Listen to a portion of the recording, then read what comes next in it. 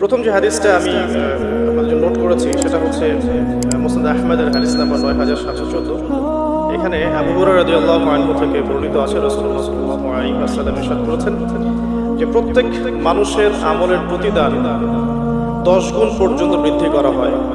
প্রত্যেকটা মানুষের, মুসলিম মুমিনের আমলের প্রতিদান 10 গুণ পর্যন্ত বৃদ্ধি করা হয়, কিন্তু সওম ব্যতীত, সওম বা রোজা ব্যতীত। আল্লাহ রাব্বুল আলামিন এই ব্যাপারে বলেছেন যে ইল্লা সওম, সওম ছাড়া, ফাইন্নাহু লি ওয়া আনা আজজি বিহি, সওম আমার জন্য আর আমি নিজে আল্লাহ স্বয়ং তার প্রতিদান দিব। এখানে কোনো 10 গুণ, 27 গুণ, 70 গুণ কোনো নাম্বার বা ফিগার এখানে আল্লাহর জন্য প্রযোজ্য নয়।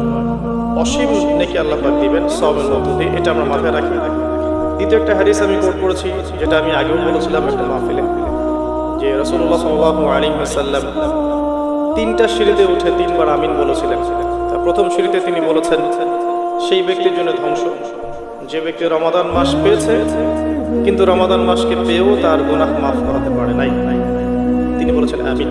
দ্বিতীয় সিঁড়িতে তিনি বলেছিলেন সেই ব্যক্তির জন্য ধ্বংস যে ব্যক্তি বৃদ্ধ পিতামাতাকে পেয়েছে কিন্তু পিতামাতার খেদমত করে জান্নাত লাভ করতে পারেনি, তার জন্য ধ্বংস।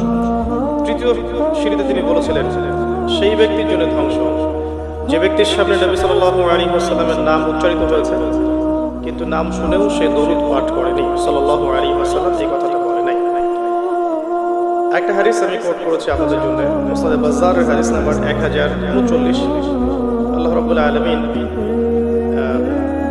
নিজের উপর অবধারিত করেছেন, এভাবে হাদিসটা এসেছে যে আবু মুসা আশআরী রাদিয়াল্লাহু আনহু থেকে বর্ণিত, রাসূলুল্লাহ সাল্লাল্লাহু আলাইহি ওয়াসাল্লাম বলেছেন আল্লাহ পাক নিজের উপর অবধারিত করে নিয়েছেন যে যে ব্যক্তি আল্লাহর সন্তুষ্টির জন্য গরমের সময় সওম রাখবে, গ্রীষ্মকালে সওম রাখবে, পিপাসার্ত থাকবে, আল্লাহ রাব্বুল আলামিন কিয়ামতের দিন, তৃষ্ণার দিন তাকে পানি পান করাবেন ইনশাআল্লাহ।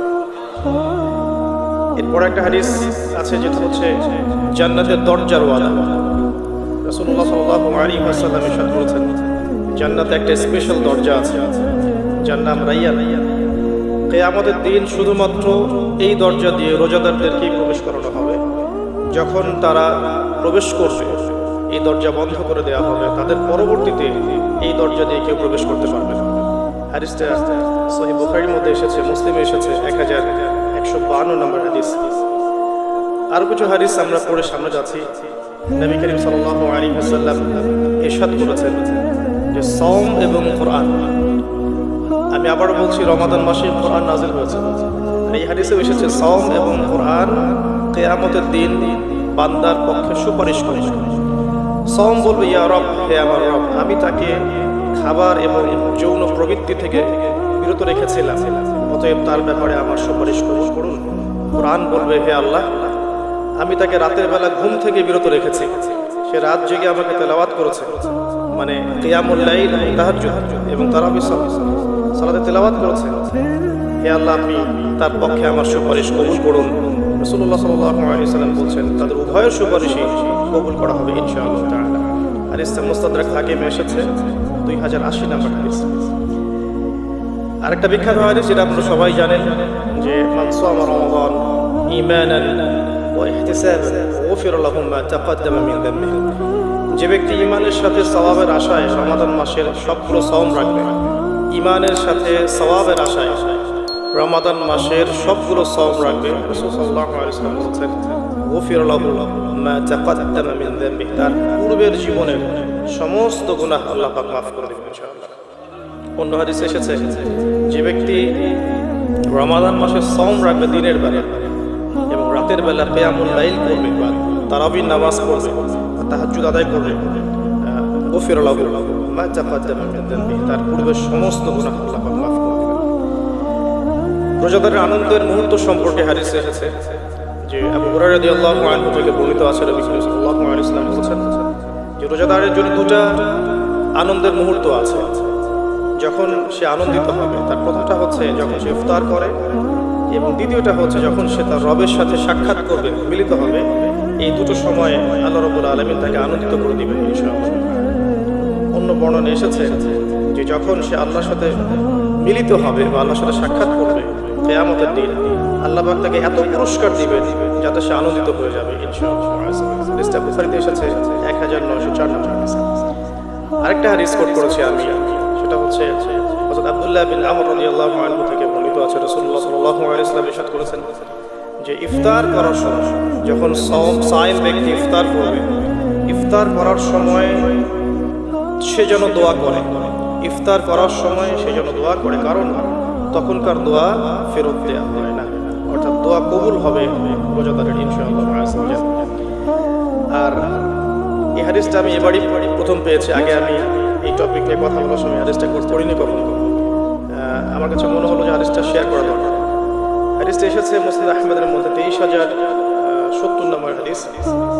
আব্দুল্লাহ ইবনে আব্বাস রাদিয়াল্লাহু আনহু থেকে বর্ণিত আছে, রাসূলুল্লাহ সাল্লাল্লাহু আলাইহি ওয়াসাল্লাম ইরশাদ করেছেন যে মাসের 3টা সাওম, এক মাসের 3টা সাওম আমরা যেটা রাখি, মাসিক 3টা সাওম আইয়ামে বীজের, এবং বছরের এক মাসের সাওম অর্থাৎ রমাদান মাসের সাওম, এই দুটো কাজ মানুষের অন্তরের রোগ, মনের যে রোগগুলো আছে, স্পেশালি এখানে লেখা আছে মনের রোগের মধ্যে স্পেশালি হিংসা বিদ্বেষ দূর করে দেয়, যেটা এখনকার জেনারেশনের জন্য খুব বেশি ইম্পর্টেন্ট। কারণ আমরা এই বিষয়টাই দেখি, শয়তান যেন হিংসা বিদ্বেষ মুসলিমদের কাছেই বিক্রি করেছে, ব্যাপারটা এখন এমনটাই দেখা যাচ্ছে। আল্লাহ পাক আমাদেরকে বোঝার তৌফিক দান করুন, আমিন। এবং সবশেষে আবু উমামা রাদিয়াল্লাহু আনহু থেকে বর্ণিত আছে যে তিনি বলছেন যে আমি রাসূল সাল্লাল্লাহু আলাইহি ওয়াসাল্লামকে গিয়ে বললাম যে ইয়া রাসূলুল্লাহ সাল্লাল্লাহু আলাইহি ওয়াসাল্লাম, আমাকে এমন একটা কাজের কথা বলে দিন যে কাজটা করলে আমি নাজাত পেয়ে যাব, আমি জান্নাতে চলে যাব ইনশাআল্লাহ, আমি পুরস্কার পাবো ইনশাআল্লাহ, জাহান্নাম থেকে বাঁচবো। নবী করিম সাল্লাল্লাহু আলাইহি ওয়াসাল্লাম বললেন তুমি সাওম রাখো, কেননা এর চেয়ে তুলনীয় কোনো আমল নেই।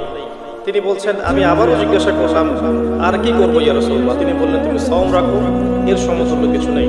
তিনি বলছেন আমি আবারও বললাম ইয়া রাসূলুল্লাহ এরপর আমি কি করবো, তিনি বলছেন তুমি সাওম রাখো, এর সমতুল্য কোনো আমল নেই। আল্লাহ পাক আমাদেরকে হাদিসগুলো বোঝার তৌফিক দান করুন, আমিন। এই হাদিসগুলো আপনারা আগেও শুনেছেন, আমি ফজিলত থেকে শুরু করলাম এই কারণে যে আমরা এগুলোর সামারি যদি মাথায় নেই তাহলে বিষয়টা এমন দাঁড়াচ্ছে যে রমাদান মাস কোরআন নাজিলের মাস, যে মাসটা মুসলিমদেরকে তাকওয়া দিবে, শক্তি দিবে, ঈমানের শক্তি, যার ফলশ্রুতিতে মুসলিমরা ইনশাআল্লাহ আল্লাহ পাকের জমিনে আল্লাহ পাকের দ্বীনটা প্রতিষ্ঠা করতে পারবে, নিজের ব্যক্তি জীবনে পারবে, পরিবারে পারবে, আস্তে আস্তে সমাজে আল্লাহ পাক সামর্থ্য দিলে আরো বড় পরিসরে। এর জন্য যে তাকওয়ার দরকার, যে শক্তির দরকার এবং যে কিতাবের দরকার, 3টা বিষয় রমাদান মাসের সাথে সম্পর্কিত। এর ফজিলত সম্পর্কে আমরা জানলাম যে আমরা যদি আল্লাহর সন্তুষ্টির জন্য এই পুরো মাস সাওম রাখি ঈমানের সাথে, আল্লাহ পাক পূর্বের সমস্ত গুনাহ মাফ করে দিবেন।